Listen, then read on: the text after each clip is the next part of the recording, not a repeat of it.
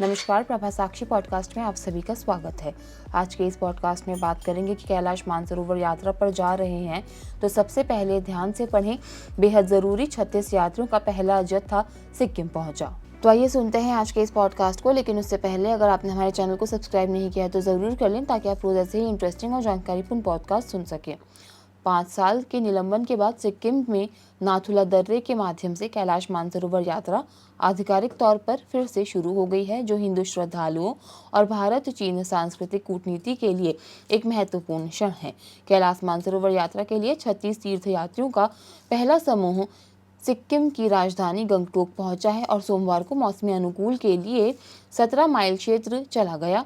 अधिकारियों ने यह जानकारी दी। अधिकारियों ने बताया कि तीर्थयात्री सिक्किम में नाथुला दर्रे और तिब्बत के शिगात्से शहर से होते हुए कैलाश पर्वत और मानसरोवर झील तक पहुंचेंगे। कैलाश मानसरोवर यात्रा के लिए 36 यात्रियों का पहला जत्था सिक्किम पहुंचा। एक अधिकारी ने सोमवार को बताया कि 26 जून को तीर्थयात्री भारत चीन सीमा पार करेंगे। उन्होंने बताया कि यह समूह, जिसमें विदेश मंत्रालय के 2 अधिकारी भी शामिल हैं, रविवार शाम को गंगटोक पहुंचा। पर्यटन एवं नागरिक उड्डयन विभाग के अतिरिक्त मुख्य सचिव CS राव ने बताया कि तीर्थयात्री पश्चिम बंगाल के सिलीगुड़ी में बागडोरा हवाई अड्डे पर उतरे और सड़क मार्ग से गंगटोक पहुंचे। उन्होंने बताया कि पर्यटन विकास निगम के अधिकारियों ने रेनॉक स्थित एक बंगले में उनका स्वागत किया। इस वर्ष यात्रा के लिए 750 भारतीय तीर्थयात्रियों का चयन किया गया है, जिनमें से 500 नाथुला मार्ग से 10 समूहों में और 250 उत्तराखंड में लिपुलेख दर्रे से यात्रा करेंगे। अधिकारी ने बताया कि तीर्थयात्रियों का पहला समूह रविवार रात गंगटोक में रुका और सोमवार को यात्रा पर आगे बढ़ा। वे 16 जून को अनुकूल के लिए 17 माइल पर रुकेंगे और फिर 20 जून को भारत चीन सीमा पार करने से पहले सेराथांग जाएंगे। उन्होंने कहा कि सिक्किम पर्यटन विकास निगम पूरी यात्रा की जिम्मेदारी संभाल रहा है। उन्होंने कहा कि STDC गंगटोक से कैलाश पर्वत और मानसरोवर झील तक तथा वापस तीर्थयात्रियों की यात्रा की निगरानी की जिम्मेदारी संभालेगा। कैलाश मानसरोवर यात्रा विदेश मंत्रालय हर साल जून से सितंबर के दौरान 2 अलग-अलग मार्गों, लिपुलेख दर्रा और नाथुला दर्रा के माध्यम से इस कैलाश यात्रा का आयोजन करता है। कैलाश मानसरोवर यात्रा अपने धार्मिक मूल्य और सांस्कृतिक महत्व के लिए जानी जाती है। हर साल सैकड़ों लोग इस यात्रा पर जाते हैं। भगवान शिव के निवास के रूप में हिंदुओं के लिए महत्वपूर्ण होने के कारण यह जैन और बौद्धों के लिए भी धार्मिक महत्व रखता है। KMY उन पात्र भारतीय नागरिकों के लिए खुला है जिनके पास वैध भारतीय पासपोर्ट हैं और जो धार्मिक उद्देश्यों के लिए कैलाश मानसरोवर जाना चाहते हैं। विदेश मंत्रालय यात्रियों को कोई सब्सिडी या वित्तीय सहायता प्रदान नहीं करता है। मानसरोवर जाने से पहले पढ़ने, सरकार की तरफ से जारी है निर्देश। यात्रा शुरू करने से पहले यात्रियों को तैयारियों और मेडिकल जांच के लिए दिल्ली में 3 या 4 दिन बिताने होंगे। दिल्ली सरकार यात्रियों के लिए मुफ्त में आम भोजन और आवास की सुविधा की व्यवस्था करती है। यात्री दिल्ली में भोजन और आवास की अपनी व्यवस्था खुद करने के लिए स्वतंत्र हैं।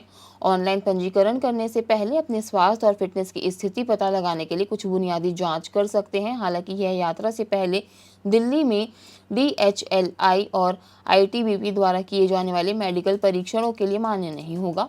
सलाह: यात्रा में 19,500 फीट तक की ऊंचाई पर खराब मौसम और उबड़-खाबड़ इलाकों सहित दुर्गम परिस्थितियों में ट्रैकिंग शामिल है और यह उन लोगों के लिए खतरनाक साबित हो सकता है जो शारीरिक और चिकित्सीय रूप से फिट नहीं है।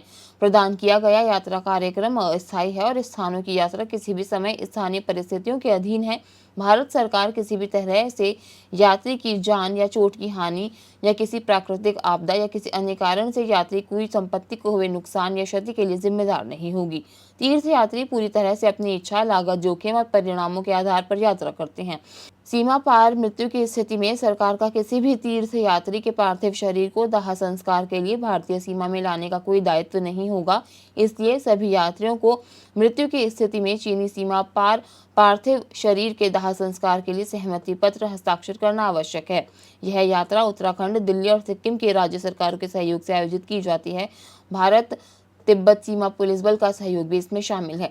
कुमाऊं मंडल विकास निगम और सिक्किम पर्यटन विकास निगम तथा उनके संबंध संगठन भारत में यात्रियों के प्रत्येक जत्थे के लिए रसद सहायता और सुविधाएं प्रदान करते हैं।